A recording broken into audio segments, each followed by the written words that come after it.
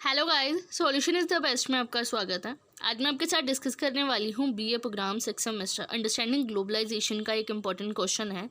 ये है यूनिट 2 का फर्स्ट चैप्टर, जो संयुक्त राष्ट्र के बारे में उसमें बताना था। पहले मैंने टॉपिक बताया था कि उसकी संरचना बताई थी संयुक्त राष्ट्र संघ की, और उसके कार्य वगैरह बताए थे मैंने, कि जिसमें सब कुछ इन्वॉल्व होता है, महासभा, सुरक्षा परिषद वगैरह, वो मैंने आपको बताए थे कि उनके काम वगैरह क्या है।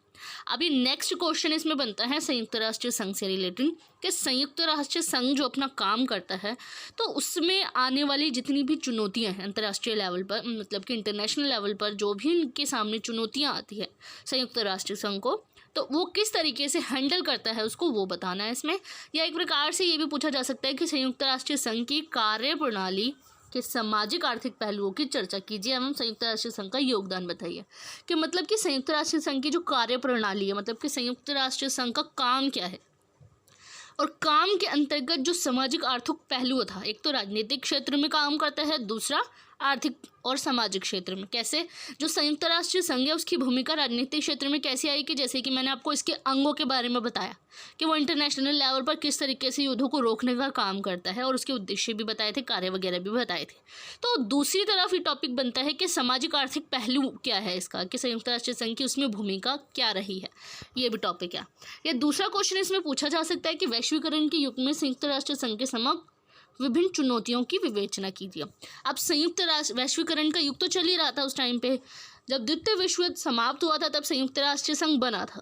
तो वैश्वीकरण का युग जब चल रहा था तब संयुक्त राष्ट्र संघ के समक्ष जो था कुछ चुनौतियां आई थी, जिसको किस तरीके से उसने हैंडल किया था इंटरनेशनल लेवल पर, वो इसमें डिस्कस करना। अब जो है इसके संयुक्त राष्ट्र संघ से रिलेटेड अगर कोई भी क्वेश्चन आता है घुमा फिरा के, तो आप इसका आंसर इजीली लिख सकते हैं।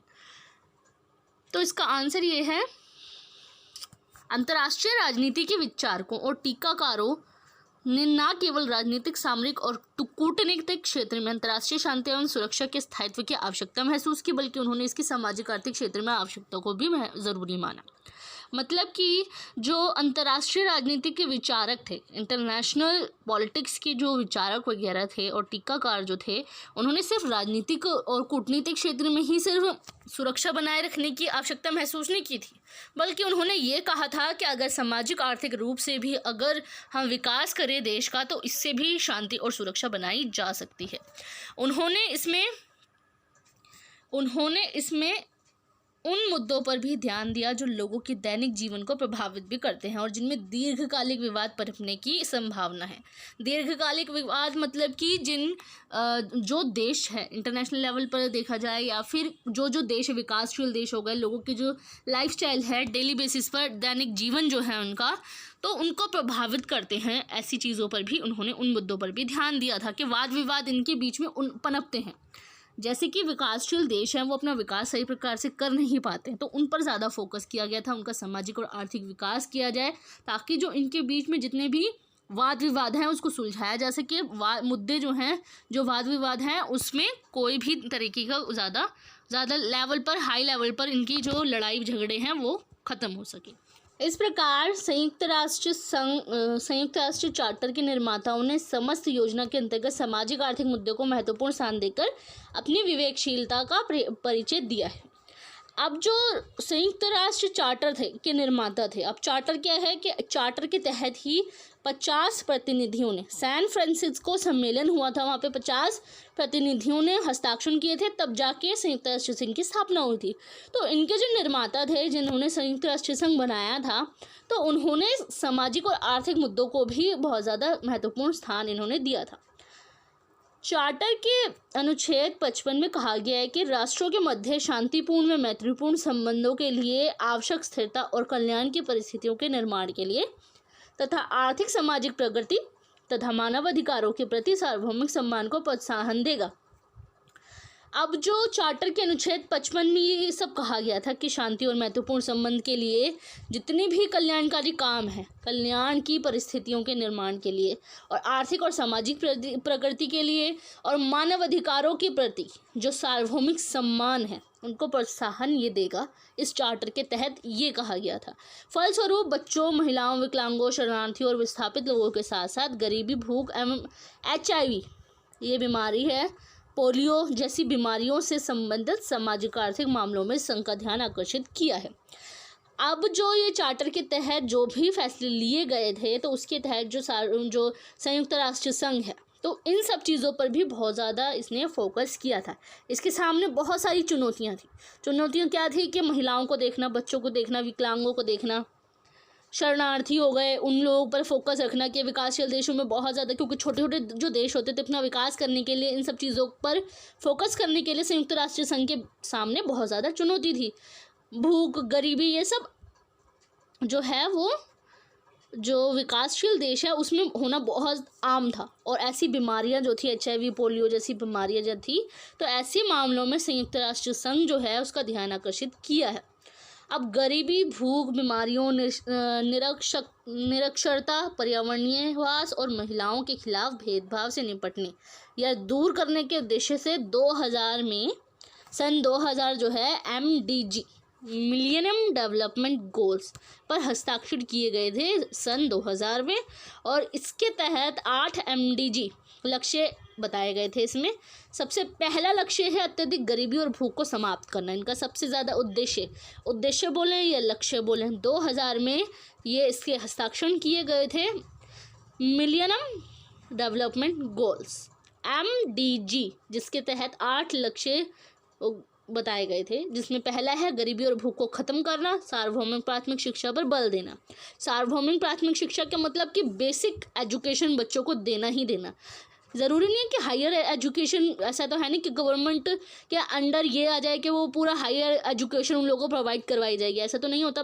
बेसिक एजुकेशन हर इंसान का अधिकार होता है, तो ये देना भी सबसे ज़्यादा इसका लक्ष्य बना था। और लैंगिक समानता और महिला सशक्तिकरण पर बल। अब लैंगिक समानता का मतलब कि जेंडर इक्वालिटी जिसे बोलते हैं, और महिला सशक्तिकरण मतलब वुमेन एम्पावरमेंट, इन पर ज़्यादा फोकस देना। और शिशु मृत्यु दर में कमी लाना। शिशु मृत्यु दर का मतलब कि जो बच्चे होते हैं कभी प्रेगनेंसी के टाइम पर भी मर जाते हैं या डिलीवरी के आफ्टर डिलीवरी भी मर जाते हैं, तो शिशु मृत्यु दर में भी कमी लाना। और मातृ स्वास्थ्य में सुधार लाना। मातृ स्वास्थ्य मतलब कि जो माएँ होती हैं उनकी हेल्थ पर ज़्यादा फोकस रखना। और HIV, मलेरिया और अन्य बीमारियों से संघर्ष, पर्यावरण पोषणकारिता को सुनिश्चित करना और विकास के लिए वैश्विक साझेदारी का निर्माण करना। अब विकास के लिए वैश्विक साझेदारी क्या होती है कि जब भी डेवलपमेंट होती है, वैश्विक साझेदारी हो, उसमें इंटरनेशनल लेवल पर इन लोगों की बहुत ज़्यादा उसको क्या बोलते हैं, परेशानियां हो या फिर डेवलपमेंट को लेकर जितनी भी टेक्निकल चीज़ें को इस्तेमाल किया जाता है वो इंटरनेशनल लेवल पर हो, ताकि वो एक दूसरे से साझेदारी करके और अपना डेवलपमेंट कर सके। तो वैश्विक स्तर पर होना ज़रूरी है, साझेदारी करके, शेयर करके दूसरों से, मतलब कि दूसरे देश के साथ अपनी जो है जितनी भी चीज़ें हम जिस चीज़ों में इन्वॉल्व हो रहे हैं, जिस चीज़ का विकास कर रहे हैं, वो सबको साथ में लेकर चले। तो वैश्विक साझेदारी का निर्माण करना इनका उद्देश्य था। अब दूसरा है यहाँ पे 14 सितंबर 2005 को संयुक्त राष्ट्र संघ के मुख्यालय, जो संयुक्त राष्ट्र संघ का मुख्यालय है न्यूयॉर्क में, वहाँ पे एक विश्व सम्मेलन का आयोजित किया गया था, ताकि इन लक्ष्यों की प्राप्ति की दिशा में हुई प्रगति की समीक्षा की जा सके। अब कितना प्रोग्रेस किया है, जितने भी यहाँ पे लक्ष्य है, लक्ष्य की प्राप्ति करने के लिए संयुक्त राष्ट्र संघ ने हस्ताक्षर किए थे। अब जो ये लक्ष्य हैं उसको प्राप्ति की दिशा में कितनी प्रोग्रेस हुई है उसको देखने के लिए 2005 में एक सम्मेलन आयोजित किया गया था न्यूयॉर्क में। और इसके बाद 2006 में मिलेनियम डेवलपमेंट गोल्स एक रिपोर्ट प्रस्तुत की गई, ताकि अफ्रीका और एशिया के कुछ देशों के लोगों के प्रतिष्ठित जीवन की गारंटी के लिए समन्वित प्रयासों के लक्ष्य तय किए जा सके। अब जितने भी जो देश हैं, एशिया और अफ्रीका के जो देश हैं जो अभी डेवलप नहीं हो पाए हैं, तो उन लोगों पर उनकी जो दैनिक जीवन है उसकी गारंटी के लिए समन्वित प्रयासों के लक्ष्य तय किए गए हैं। इसीलिए ही वहाँ पर ये मिलेनियम डेवलपमेंट गोल्स जो है एक प्रस्ताव, एक रिपोर्ट जो है वो पारित किया गया था। और 1924 में पहली बार संयुक्त राष्ट्र संघ ने संहिता प्रस्तावित की थी। प्रारंभ में संयुक्त राष्ट्र कुछ कारणों से इस मुद्दे के प्रति सख्त नहीं था, पर युद्धोत्तर यूरोप और चीन में बच्चों की विकट समस्याओं ने संयुक्त राष्ट्र को 1946 में बाल आपात कोष की स्थापना के लिए विवश कर दिया था। अब ये तो मैंने आपको बताया कि 1924 में पहली बार ऐसा हुआ था कि संयुक्त राष्ट्र संघ ने संविदा प्रस्तावित की थी। अब काफ़ी बच्चे कंफ्यूज होंगे कि मैंने 2000 का, 2005 का, 2006 का टॉपिक मैंने छेड़ा था, उसके बाद मैंने आपको सीधा 1924 में ले आई। तो 1924 जो था, इसकी स्टार्टिंग हुई थी संयुक्त राष्ट्र संघ की, कि संयुक्त राष्ट्र संघ ने जो है संविदा प्रस्तावित की थी। स्टार्टिंग में सबसे पहले इसके चिन्ह नज़र आने लगे थे 1924 में। स्टार्टिंग में क्या हुआ था कि संयुक्त राष्ट्र जो है कुछ कारणों से इस मुद्दे के प्रति सख्त नहीं था, पर युद्धोत्तर यूरोप और चीन में बच्चों की विकट समस्याओं ने जो संयुक्त राष्ट्र संघ की 1946 में बाल आपात कोष स्थापना के लिए विवश कर दिया था। बाल आपात कोष लगाई गई थी, बच्चों की काफ़ी समस्याएं उत्पन्न हो रही थी, बीमारी से जूझ रहे थे, काफ़ी विकट समस्याएं उत्पन्न हुई थी, जिसकी वजह से बाल आपात कोष की स्थापना कर दी थी 1946 में। और अब यह संयुक्त राष्ट्र बाल कोष जो है बन चुका है UNICEF, यूनिसेफ जिसे बोलते हैं, वो बन चुका है। और 1959 में बच्चों के अधिकारों से संबंधित घोषणा ने बाल अधिकारों को विशिष्ट महत्व प्रदान किया। वो तो मैंने आपको बताया था कि वो प्रस्तावना के रूप में लिख सकते हैं उसे, कि 2000 में जितने भी लक्ष्य वगैरह बनाए गए थे, 2005 में कुछ 8 लक्ष्यों को इन्होंने बहुत ज़्यादा इम्पोर्टेंस दी थी अपनी लाइफ में संयुक्त राष्ट्र संघ ने। लेकिन जो इनकी स्टार्टिंग हुई थी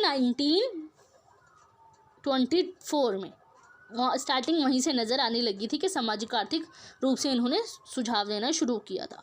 और जो है संयुक्त राष्ट्र समझौते का अनुसरण करते हुए विश्व के अनेक देशों ने बाल कल्याण योजनाएं, कार्यक्रम, नीति और कानूनों की शुरुआत की थी। जब देशों में बाल कल्याण योजनाएं बनाई गई कि बच्चे जो हैं उनके कल्याण के लिए, उनका फ्यूचर, उनका डेवलपमेंट करने के लिए, और कार्यक्रम, नीति वगैरह और कानूनों की भी शुरुआत की थी अनेक देशों ने। और किंतु इन उपायों के बावजूद विश्व के अनेक भागों में बच्चों की स्थिति दयनीय थी।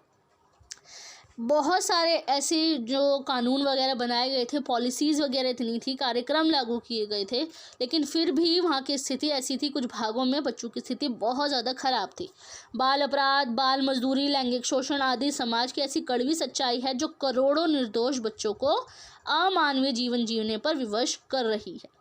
अब ये मैंने आपको बताया कि चुनौती के रूप में भी इसे देख सकते हैं कि संयुक्त राष्ट्र संघ के मामले में जो है चुनौती थी कि किस प्रकार से वो सुलझाया था इसने। अब 1925 में सामाजिक आर्थिक कल्याण के लिए बहुत सारे कार्यक्रम लागू किए गए थे। बाल आपात कोष हो गया, जिसको यूनिसेफ कहने लग गए हैं अब। लेकिन फिर भी आज भी ऐसा होता है, उनके सामने ये चुनौती आई है कि अभी भी लैंगिक शोषण, मजदूरी वगैरह और समाज की ऐसी कड़वी सच्चाई है जिसका सामना आज भी छोटे छोटे बच्चों को करना पड़ता है। दूसरा पॉइंट इसमें है महिलाएं।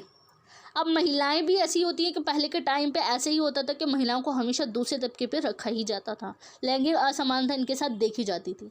और जो संयुक्त राष्ट्र संघ है, मानव अधिकारों के सिद्धांतों और व्यवहार में महिलाओं के परिप्रेक्ष्य को शामिल करना इस बात का संकेत है कि विश्व के देश स्त्रियों को वह मानवीय प्रतिष्ठा और सम्मान प्रदान नहीं कर सके हैं जिसके वह एक मानव के रूप में हकदार है। अब संयुक्त राष्ट्र संघ जो है, वो संयुक्त राष्ट्र संघ ने महिलाओं के मुद्दे को इंटरनेशनल लेवल पर उठाया। अब इससे ये सबूत मिलता है, ये साफ साफ जाहिर होता है कि स्त्रियों को काफ़ी देशों में ज़्यादा सम्मान नहीं दिया जाता जिसकी वो हकदार होती है।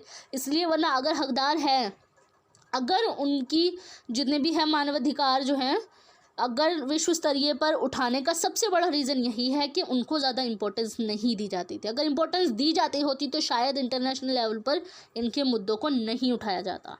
और महिला मानव अधिकारों की अभिव्यक्ति के वैश्विक प्रयास जो है संयुक्त राष्ट्र अभिक्रम के प्रारंभिक प्रयासों से शुरू हुआ था, जिसने स्त्रियों को मुद्दे को एक सामान्य मानव अधिकारों के दृष्टिकोण से देखा था। और इस संदर्भ में पहली शुरुआत की थी 1975 में मैक्सिको शहर में प्रथम जो है महिला सम्मेलन से हुई थी, जिसमें 1976 से 1985 की अवधि को संयुक्त राष्ट्र महिला दशक कहते हैं, UN डिकेड फॉर वुमेन जिसे इंग्लिश में बोला जाता है, इसके रूप में इसे घोषित किया गया था 1985 में। क्यों किया गया था? क्योंकि संयुक्त राष्ट्र संघ के सामने ये चुनौती थी कि महिलाओं को हमेशा दूसरे तबके में रखा जाता था। अगर उनको इंटरनेशनल लेवल पर उठाने का सबसे बड़ा रीज़न यही था कि उनको हमेशा दूसरे रखते थे, उनके साथ जेंडर इक्वालिटी नहीं थी। इसीलिए ही जो है मैक्सिको शहर में महिला सम्मेलन बुलाया गया, जिसे UN डिकेड फॉर वुमेन के रूप में घोषित किया गया था। और महिलाओं की स्थिति का मूल्यांकन करने और स्त्रियों की उन्नति हेतु योजनाओं के निर्माण के लिए कई सम्मेलन आयोजित किए गए थे, जिसके सुझावों के आधार पर संयुक्त राष्ट्र महासभा ने 1995 में महिलाओं के विरुद्ध हिंसा की समाप्ति की घोषणा भी की थी।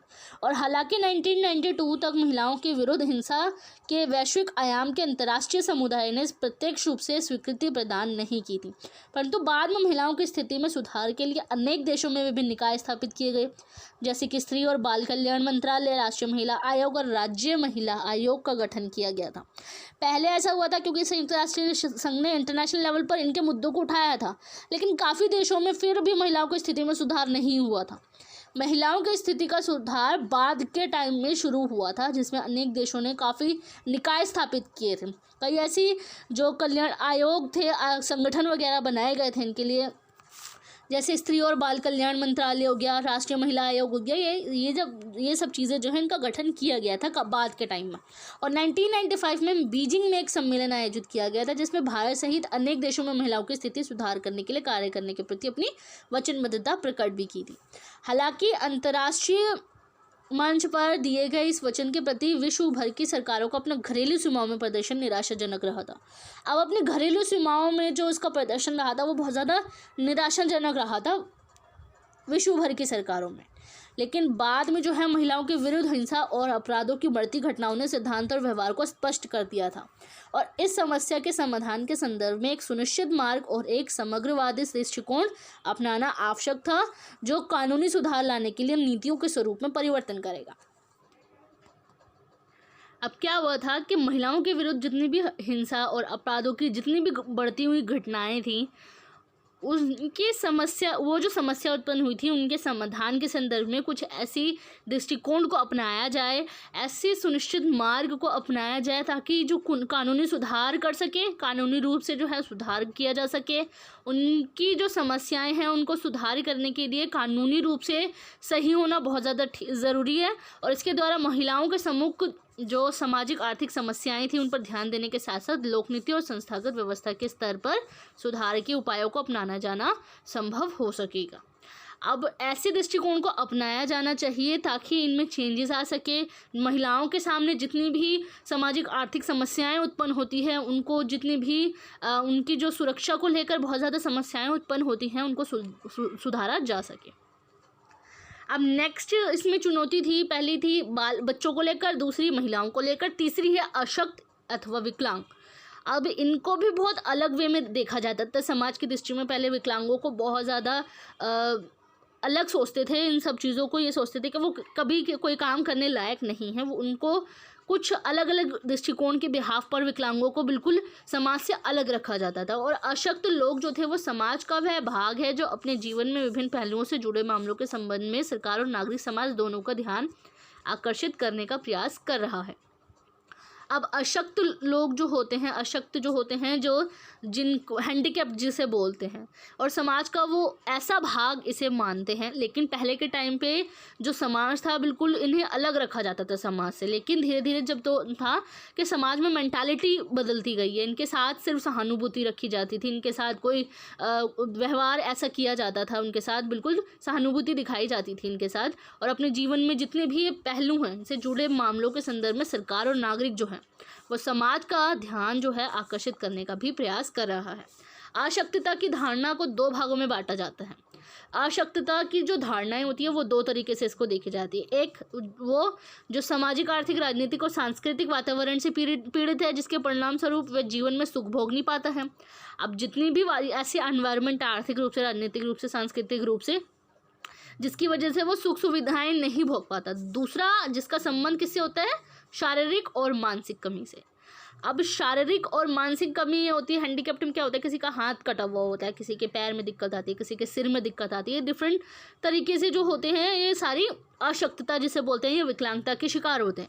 दूसरी जो है वो सामाजिक आर्थिक रूप से बिल्कुल हटे हुए होते हैं, उनको सामाजिक गतिविधियों में इन्वॉल्व नहीं हुआ जाता, उनका आर्थिक रूप से उनको ज़्यादा प्रोत्साहित नहीं किया जाता। तो एक प्रकार से वो अशक्तता में इन्वॉल्व होते हैं। दो तरीके की अशक्तताएं इसमें देखी गई हैं, और जो व्यक्ति को जीवन में कार्य करने के लिए रोकते सकता है। इस प्रकार की अशक्तता को मानव अभिशाप मानता था और इससे प्रभावित लोगों को प्रोत्साहन और सशक्तिकरण प्रदान करने की बजाय उनके प्रति सिर्फ सहानुभूति प्रकट की जाती थी कि वो लोग जिंदगी में कुछ कर ही नहीं सकते, सिर्फ उनके साथ सिंपैथी दिखाई जाती थी। हालांकि वर्तमान समय में ऐसे लोगों को अब असमर्थ लोगों की बजाय विभिन्न सामर्थ्य के लोगों नाम दिया गया है। पहले इन्हें क्या सोचते थे? असमर्थ लोगों। असमर्थ लोग होते हैं पीपल विद डिसेबिलिटी, लेकिन इनकी जगह जो है जो संयुक्त राष्ट्र संघ है, इन्होंने चेंज कर दिया विभिन्न सामर्थ्य के लोग, मतलब people with different ability. Disability नहीं देखा यहाँ पे, इनके तहत अब डिसेबिलिटी नहीं देखा गया, अब देखा गया है डिफरेंट एबिलिटी, और जिनमें सामान्य जीवन के अधिकांश कार्य करने की क्षमता होती है। इनके प्रति दृष्टिकोण को बदलने के संगठित प्रयास भी किए गए हैं। 9 सितंबर 1900 संयुक्त राष्ट्र उद्घोषणा द्वारा विश्व स्तर पर प्रयास किए गए हैं। 9 सितंबर 1973 में इन लोगों के लिए एक संयुक्त राष्ट्र उद्घोषणा की गई थी, जिसकी वजह से विश्व स्तर पर इनके लिए प्रयास किए गए थे। इस घोषणा में विकलांग लोगों के अधिकारों पर विशेष ध्यान देने के साथ साथ मानवीय प्रतिष्ठा के प्रति सम्मान, शोषण और भेदभाव के विरुद्ध संरक्षण जैसे आदर्शों पर भी महत्व दिया गया है। इस घोषणा में ये कहा गया है कि जितने भी विकलांग लोग हैं उनको अधिकार तो दिए गए हैं, लेकिन साथ ही साथ उनके प्रति सम्मान रखने के लिए, उनका जो शोषण होता है और उनके साथ जो भेदभाव किया जाता है उनके विरुद्ध आवाज़ उठाने के लिए इनका भी बहुत ज़्यादा ध्यान दिया गया है, इनका भी महत्व इस पर दिया गया है। और अंतर्राष्ट्रीय स्तर पर इन संगठित प्रयासों के परिणाम स्वरूप 1981 की विकलांग लोगों के अंतर्राष्ट्रीय वर्ष के रूप में घोषित किया गया था। और इसके अलावा भारत में भी विकलांगों के लिए नीतिगत पहल की गई है, जैसे भारतीय पुनर्वास परिषद अधिनियम। आपने 5th क्लास में पढ़ा, 5th सेमेस्टर में पढ़ा होगा भारतीय पुनर्वास अधिनियम के बारे में। 1992 में यह पारित किया गया था। पुनर्वास का मतलब होता है कि जो समाज से पिछड़े हुए लोग होते हैं उनको दोबारा से समाज में लाना, समाज से जोड़ना पुनर्वास कहलाता है। तो भारत में भी ये अधिनियम लागू किया गया था 1992 में। भारतीय पुनर्वास परिषद एजुकेशन की बुक में इसके बारे में बता रखा है। और राष्ट्रीय विकलांग वित्त एवं विकास आयोग 1997 में इसकी जो है भारतीय कुछ ऐसी नीतिगत पहल की गई थी भारत की तरफ से। अब नेक्स्ट जो चुनौती बनी थी संयुक्त राष्ट्र संघ के तहत, शरणार्थी और विस्थापित लोगों की। अब शरणार्थी और विस्थापित वर्ग में इस श्रेणी के लोग आते हैं जिन्हें अपनी मातृभूमि और आवास के मौलिक स्थान को छोड़कर किसी अन्य स्थान पर प्रवास के लिए बाध्य होना पड़ता है। अब ऐसा होता है जिनकी जो नींव होती है, मतलब कि जहाँ पे वो रहते हैं अपने घर पे, मातृभूमि जिसे बोलते हैं, अब मातृभूमि में रहते हैं वो लोग, उनको छोड़कर ज़बरदस्ती कहीं और रहने के लिए उनको विवश होना पड़ता है। तो शरणार्थी और विस्थापित वर्ग के लोग यही होते हैं। अब शरणार्थी क्या होते हैं कि जब पाकिस्तान और भारत का विभाजन हुआ था तो शरणार्थी ये होते हैं कि काफ़ी लोग मारे गए थे इस लड़ाई झगड़े में। अब लड़ाई झगड़े की वजह से उन घरों को छोड़कर उन लोगों को कहीं और वापस रहना पड़ा था। आधे से ज़्यादा लोग पाकिस्तान चले गए थे, आधे से ज़्यादा लोग भारत आ गए थे वहाँ के लोग। तो ये जो भारत में जो विभाजन हुआ था जिसकी वजह से शरणार्थी लोग बहुत ज़्यादा थे, तो इन पर भी फोकस रखना, वैसे ज़रूरी नहीं है सिर्फ भारत से ही कनेक्ट हो, इसका कनेक्शन होता है शरणार्थी का, जैसे काफ़ी जातियों के लोग भी इन्वॉल्व होते हैं इसमें जो देश में आके रहते हैं। बहुत सारे जो दुनिया में जितनी भी कंट्रीज़ वगैरह हैं उनमें भी लोग जो थे शरणार्थी का एक चुनौती बन गई थी संयुक्त राष्ट्र संघ के साथ। और इनमें एक मौलिक अंतर होते हैं, जहाँ किसी शरणार्थी को प्राय अपना देश छोड़कर किसी अन्य देश में शरण लेने के लिए बाध्य होना पड़ता है, वहाँ दूसरी ओर विस्थापित लोग वो होते हैं जो अपने ही देश की सीमाओं के भीतर ही स्थानांतरण करते हैं। अब कोई जो बाहर से आते हैं वो शरणार्थी कहलाते हैं, दूसरे देश छोड़कर अपने देश में आके रहते हैं या अपना देश छोड़कर किसी और देश में जाना होता है तो वो शरणार्थी कहलाते हैं। लेकिन जो विस्थापित लोग होते हैं, विस्थापित होते हैं कि अपने ही देश की सीमाओं के अंदर ही उनको ट्रांसफ़र करना पड़ता है अपने आप। और संयुक्त राष्ट्र संघ ने इस समस्या का समाधान करने के लिए एक संगठन जारी किया गया था 1950 में। इनके लिए संयुक्त राष्ट्र संघ उच्च आयुक्त कार्यालय का निर्माण किया गया था ताकि जो शरणार्थी के विश्वव्यापी संरक्षण के लिए अंतर्राष्ट्रीय कार्य प्रणाली को में समन्वय स्थापित किया जा सके एवं शरणार्थियों की समस्या का समाधान किया जा सके।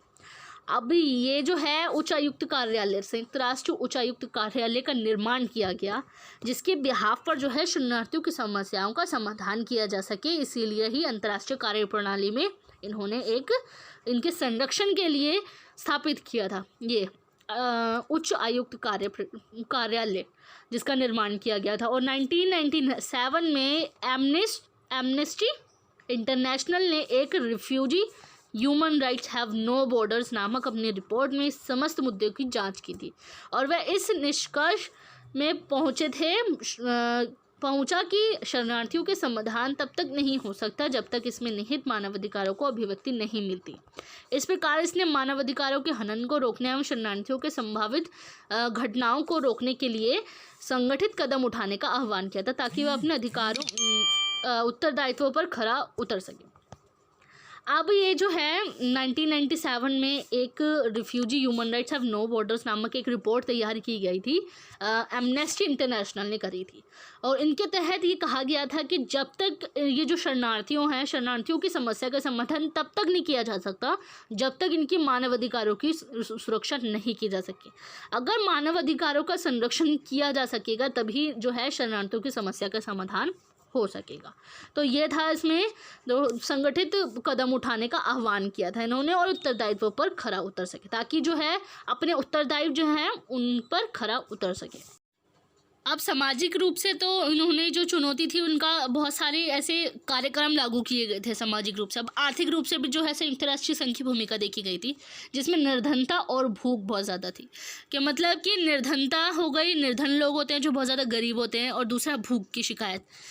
जो भी द्वितीय विश्व युद्ध जब समाप्त हुआ था उसके बाद बहुत सारे देश ऐसे थे, विकासशील देश, जो अपना डेवलपमेंट करने में लगे हुए थे, लेकिन पॉपुलेशन ज़्यादा होने की वजह से उनकी जो भूख की समस्या और जो निर्धनता थी वो बढ़ती जा रही थी।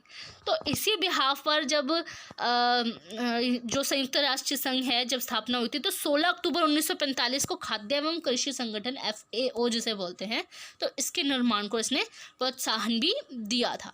और विश्व खाद्य कार्यक्रम के द्वारा FAO द्वारा विश्व भर में गरीबी और भूख से लड़ने का प्रयास करा था, और 2000 में इसके प्रारंभ में विश्व के सभी देशों ने वर्ष 2015 तक गरीबी और भूख मिटाने का जो अंत करने के लिए कठिन प्रयास करने में भी ये लगा हुआ था। मतलब कि 2015 तक इनका उद्देश्य ये था कि 2015 तक गरीबी और भूख को जो है मिटाया जाएगा।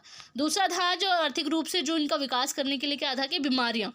अब बीमारियां बहुत ज़्यादा फैल रही थी। बीमारियों में क्या आ गया, HIV, पोलियो हो गया, अन्य संक्रामक रोग ऐसे थे जिसकी वजह से विश्व की सामान्य जनता की स्वास्थ्य समस्याएं ऐसी थी, जिसकी वजह से विश्व स्वास्थ्य संगठन जो संयुक्त राष्ट्र संघ की एक संस्था थी, जो संस्था है विश्व स्वास्थ्य संगठन जिसे आप जानते हैं WTO के नाम से, जो विश्व के स्वास्थ्य संबंधी मामलों की देखरेख भी करती है।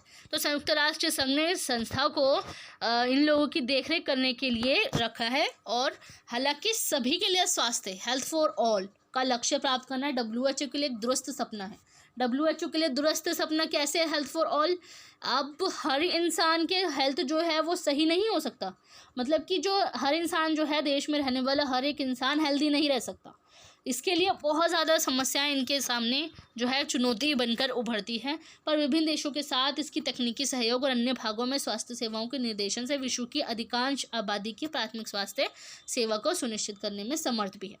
प्राथमिक जो फर्स्ट एड जो भी इन लोगों को जितनी भी प्रोवाइड करवाई जाती है, मटेरियल जितनी भी हैं, जितनी भी इनकी आवश्यकताएं हैं, स्वास्थ्य सेवाएं इनको प्रदान की जाती है, जितनी भी फैसिलिटीज़ इनको दी जाती है, उनके लिए समर्थ है। कैसे? जो दूसरे देश हैं, दूसरे देश में रहने वाले जो लोग हैं, तकनीकी सहयोग, तकनीकों का इस्तेमाल किया जाने लगा, और अन्य भागों में स्वास्थ्य सेवाएं जो हैं उनके निर्देशन होता है, वो दिशा निर्देश देते हैं, जिसके बिहाफ पर जो है जो स्वास्थ्य सेवा को सुनिश्चित करने में ये समर्थ भी रहा है। लेकिन HIV एड्स जैसी बीमारियां जो हैं इसमें मनुष्य की प्रवीणता को व्यापक चुनौती दी है, जिसने इस समस्या के समाधान के लिए एक नई और वैश्विक कार्यवाही करने का आह्वान भी किया है। एक ये जो ऐसी भयंकर बीमारी है, इसका विश्व स्तर पर बहुत ज़्यादा कार्यवाही करने का आह्वान भी किया गया है, क्योंकि इस समस्या का समाधान अभी तक नहीं मिल पाया है। तो इसी के बिहाफ पर जो है इस पर चुनौती बन गई थी। हालांकि इस समस्या से निपटने के लिए कई राज्य सहमत है, तो कई राज्य इसके विरोध में भी है, अपने विचार प्रस्तुत कर रहे हैं। इन अड़चनों के बावजूद HIV की रोकथाम के लिए WHO अंतर्राष्ट्रीय प्रयास कर रहा है। अभी भी जो है अंतर्राष्ट्रीय प्रयास किया जा रहा है इसको लेकर, और विकसित और विकासशील देश जो है पर्याप्त वित्त और उनका तकनीकी विकास करने के लिए संयुक्त राष्ट्र संघ द्वारा जो अंतर्राष्ट्रीय आर्थिक व्यवस्था का पुनर्निर्माण करने की आवश्यकता भी है।